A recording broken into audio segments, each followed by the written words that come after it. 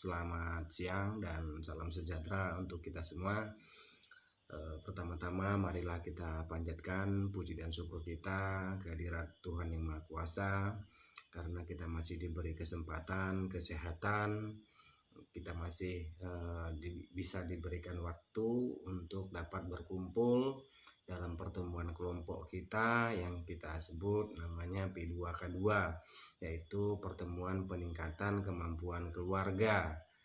Untuk itu ibu-ibu, saya sangat berterima kasih sekali kepada ibu-ibu ya, mau datang kemari untuk mendengarkan materi yang akan kita sampaikan. Nanti saya harapkan nanti keaktifan ibu-ibu ya, agar mendengarkan dan menyimak, lalu menanyakan dan berdiskusi, dan nanti kita juga ada untuk penyemangat, yaitu namanya permainan, nanti akan kita terapkan. Jadi saya mohon kepada ibu-ibu, mohon diperhatikan apa yang nantinya akan kita sampaikan. Tapi sebelumnya akan masuk ke dalam materi yang akan kita sampaikan ini ya, dimana materi kita ini adalah merencanakan keuangan usaha ya. Jadi kita nanti akan buat suatu susunan rencana untuk membuat suatu usaha. Usaha apa kira-kira yang bagus atau yang cocok kita lakukan di desa kita ini, nanti kita bahas. Tapi sebelumnya ibu-ibu, sebelumnya kita masuk ke situ ya, untuk materi yang di bulan yang lalu, ada yang masih ingat ibu-ibu? Untuk yang di bulan yang lalu itu kita ada belajar untuk mengidentifikasi, untuk mengembangkan satu ide usaha ya. Itu namanya coba kita melihat potensi-potensi yang ada di kampung kita ini, lalu kita jadikan, kembangkan menjadi suatu ide usaha, dan akan kita nilai kelayakan usaha tersebut. Kira-kira apa yang layak, apa nih yang belum ada di kampung kita, atau yang sudah ada tapi peminatnya banyak, dan kemudian bahan bakunya di kampung kita ini bisa kita mudah didapatkan, dan itu akan menjadikan suatu barang yang mempunyai nilai ekonomis, yang mempunyai harga jual ya. Itu yang kemarin, dan sekarang kita akan kita rencanakan ini. Kita kemarin sudah dapat idenya, sudah dapat informasinya, untuk bahan bakunya mudah kita dapatkan, dan sekarang akan kita buat suatu namanya rencana untuk suatu usaha, dimana nanti usaha ini dapat membantu peningkatan perekonomian keluarga ibu-ibu. Bisa dilakukan secara mandiri dan bisa dilakukan secara berkelompok nantinya, untuk lebih memudahkan pekerjaan ini ya, pekerjaan usaha ini ya ibu-ibu. Kemudian tentu dalam merencanakan suatu usaha ini tentu akan yang terlintas di dalam pikiran ibu-ibu atau benaknya ibu-ibu, yang pertama adalah modal ya. Dimana kita bisa mendapatkan modal ini Bu? Satu itu modal, dan kemudian namanya barang. Ada yang bisa jawab ibu-ibu, dari mana kira-kira kita bisa mendapatkan modal? Dari mana? Oh, dari pinjaman, kata ibu-ibu, Ibu Susi ya, dari pinjaman bank atau pinjaman dari keluarga.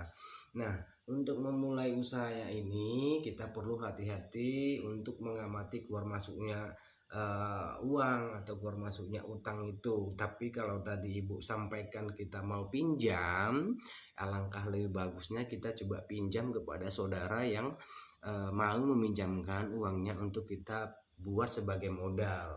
Nggak usah banyak-banyak dahulu. Yang pertamanya ibu, kita coba dari mulai yang terkecil aja dulu usahanya ini nanti ya. Nah, di sini ibu-ibu, modal yang pada dasarnya itu memang bisa kita dapatkan dari uang sendiri ataupun bantuan orang lain ya. Dan untuk merencanakan suatu keuangan dalam bentuk usaha ini, kita harus merencanakannya dengan matang ya.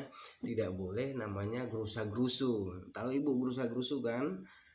Ketika ada nengok suatu ide, wah langsung dikerjakan nih, tapi tanpa ada pertimbangan, gali informasi yang secara matang. Jadi harus ada namanya pertimbangan ya. Menggunakan pinjaman, menggunakan modal pinjaman itu kita harus menghitung harus uang masuk dan uang keluar.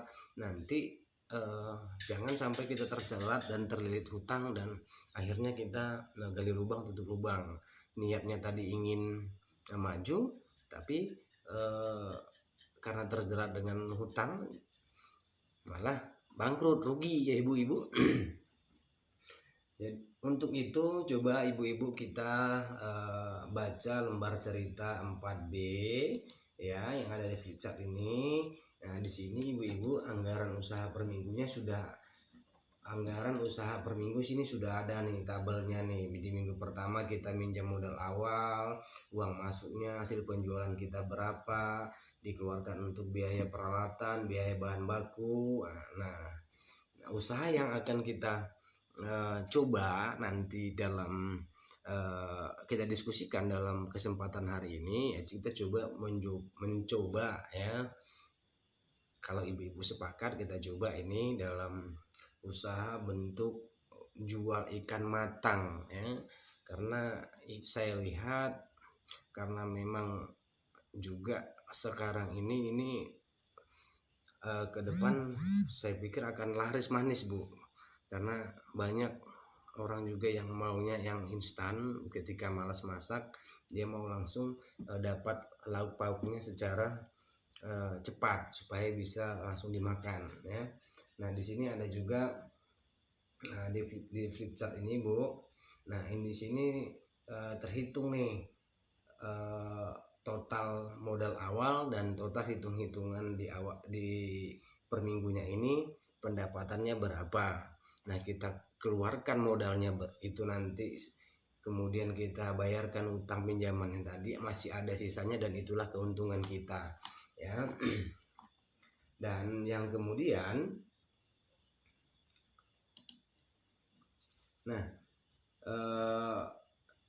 kita untuk merencanakan pemasaran. Nah, tentu dalam pikiran ibu-ibu, ketika kita sudah mulai usaha membuat suatu produk ya, ibu tahu kan produk. Nah, produknya itu apa tadi? Ikan matang. Nah, ikan matang ini tentu untuk pemasarannya tidak hanya secara kita buka kedai biasa, tapi kita coba cara lain untuk melakukan pemasarannya. Pemasarannya itu kita sekarang ini kan ibu-ibu sudah pandai nih, ada yang main Facebook ya, anak-anaknya juga ada yang main Facebook. Nanti coba kita masukkan pemasarannya ya. Di sini rencana pemasaran kita ini satu melalui dari berjualan di tempat keramaian. Nah, kita nanti buka di situ, buka stand ya, apa namanya stand tuh, buka tempat lah di situ kan. Nah, kemudian pemasaran melalui dari media sosial secara online gitu Bu. Nah, sekarang ini banyak yang online, pengennya praktis cepat ya, datang ke hanya ketik pesan dari rumah, baru handphonenya langsung datang barangnya, diantarkan langsung. Nah, itu teknik pemasaran kita nanti. Saya rasa memang dengan zaman sekarang yang lebih mudah ini, mungkin kita bisa mengikuti itu, dibantu nanti ya dengan teman-teman satu kelompok. Mungkin ya teman-teman satu kelompok bisa juga membeli dan coba memasarkan kepada tetangga-tetangganya ya Bu. Nah, kita harus menyadari nih, setelah yang seperti itu kita harus menyadari memisahkan uang keluarga dan uang dari usaha, memahami pentingnya catatan kas harian dan arus kas tahunan sebagai bahan evaluasi. Nah, kemudian ya, untuk hal-hal yang harus kita lakukan, harus yang kita ingat bahwasanya pentingnya ya, kita harus memahami pentingnya membuat rencana keuangan usaha dan memiliki keterampilan membuat anggaran usaha. Nah, ini jangan sampai terlewatkan oleh ibu-ibu sekalian ya, untuk memiliki keterampilan membuat anggarannya seperti apa, uang masuknya berapa, membeli peralatannya berapa, nah sisanya berapa, dipisahkan antara uang keluarga dan modal usaha agar nampak nanti waktu keuntungannya. Jangan kita pikir nanti ini kita ingat-ingat saja ternyata minus ya, kita rasa sudah untung tapi setelah dihitung-hitung kembali minus. Nah, itulah pentingnya membuat catatan itu ibu-ibu. Nah, kira-kira ada yang bertanya Bu untuk sampai di merencanakan usaha ini? Untuk lebih jelasnya nanti pada saat praktek boleh disampaikan kepada saya apa kalau ibu-ibu sudah memutuskan suatu usaha apa yang akan dikerjakan dan apa yang sudah didiskusikan oleh keluarga ya, dan kemudian oleh teman-teman sekelompoknya, boleh nanti saya diundang atau dipanggil untuk membantu menjalankan.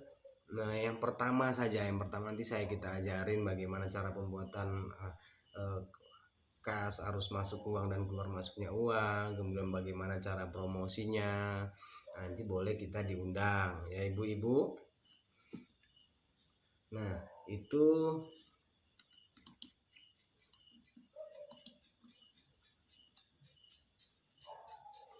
itulah contoh pembuatan anggaran usaha dan sampai pemasarannya ya.